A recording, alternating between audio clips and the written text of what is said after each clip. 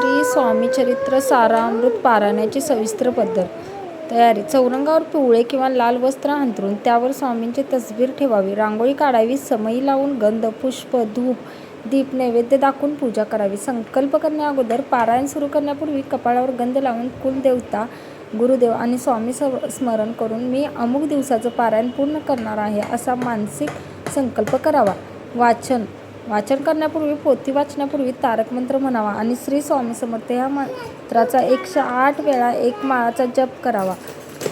वेळ शक्यतो पहाटे किंवा सकाळी भोजनापूर्वी पारायण करावे. दिवसातून 21 अध्याय वाचणे शक्य नसल्यास विभागून वाचन करावे. नियम: पारायण काळात ब्रह्मचर्य पाळावे. लसूण, कांदा वर्ज करावा. सात्विक आहार घ्यावा आणि पोथी जमिनीवर न ठेवता पाटावर ठेवावी. सांगता शेवटच्या दिवशी 21व्या अध्यायानंतर स्वामींची आरती करून शक्य असल्यास काही जणांना भोजन किंवा गोड पदार्थ नैवेद्य अर्पण करावा. हे पारायण रोज 1, 3, 7, 11 किंवा 21 दिवसांच्या संकल्पनेने तुम्ही पूर्ण करू शकता. ह्या पारायणचे सर्व अध्याय आपल्या चॅनलवरती मिळून जातील. दररोज एक अध्याय अपलोड होईल. ज्यांना जर वाचण्याला वगैरे प्रॉब्लेम होत असेल तर तुम्ही